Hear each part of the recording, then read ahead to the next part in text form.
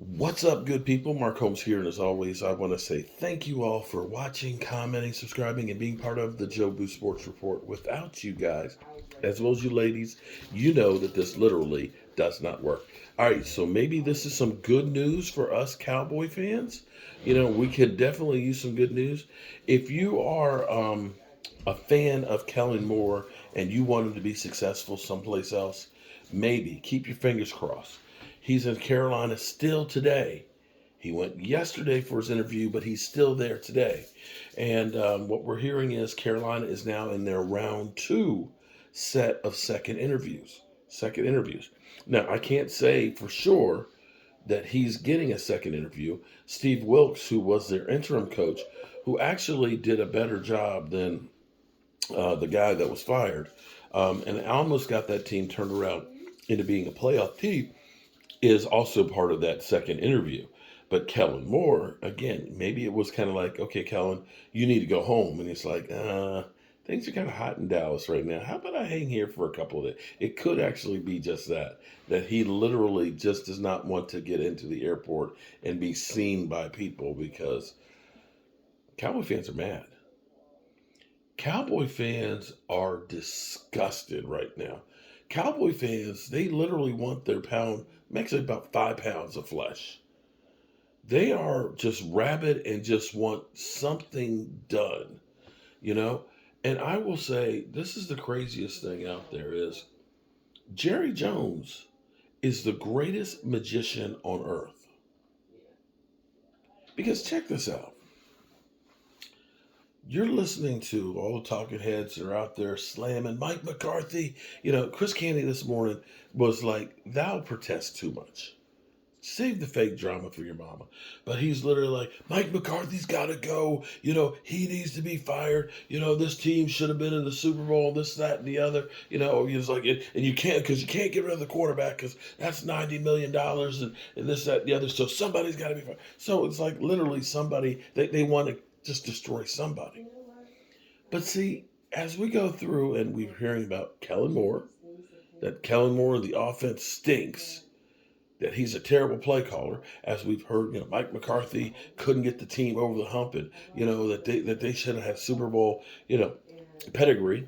That Dak Prescott, that he is, he's not that dude that can elevate a team, and you got to put things around him. And it's kind of like, if we bring Aaron Rodgers here, aren't we going to need to put things around him?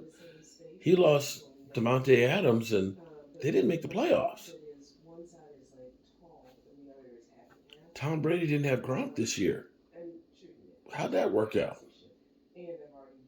Don't those guys have people around them?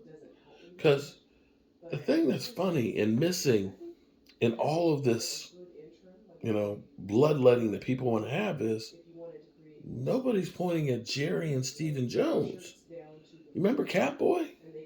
Catboy? Who, when you had guys like Von Miller that said, I'd like to come play for you. Nah. You remember when Cedric Wilson was too expensive? Hell, for a while there, our punter was too expensive. They let him out. You look at, I want you to think about something here.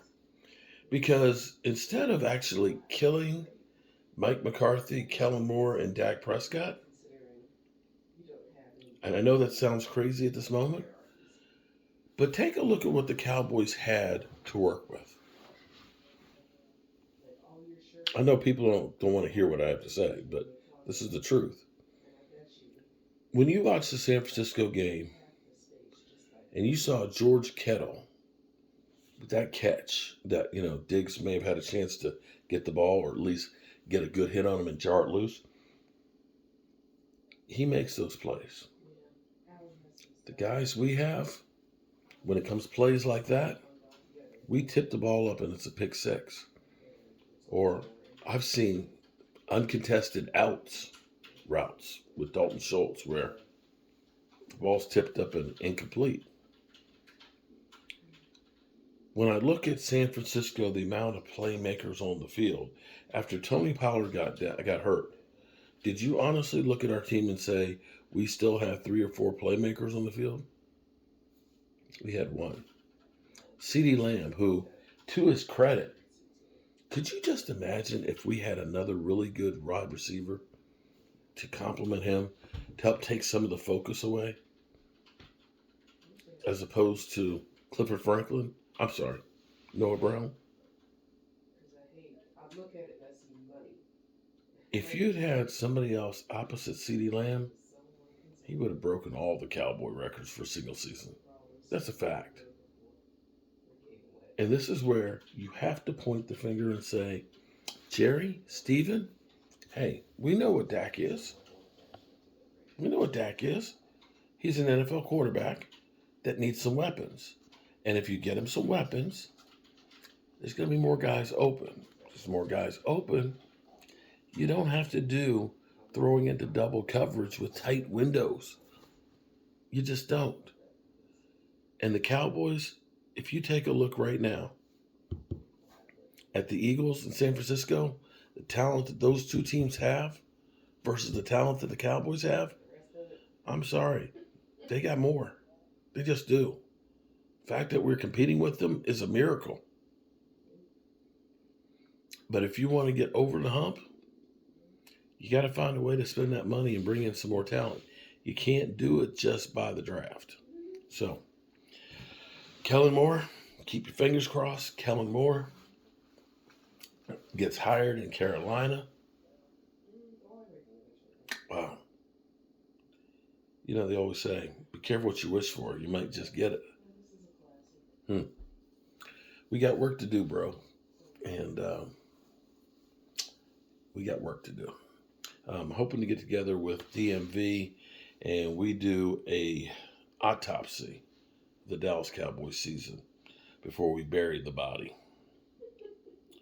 We need to figure out what happened and what we need to do to fix it.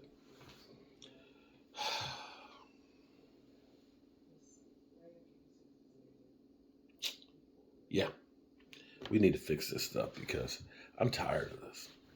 I'm sick of this shit.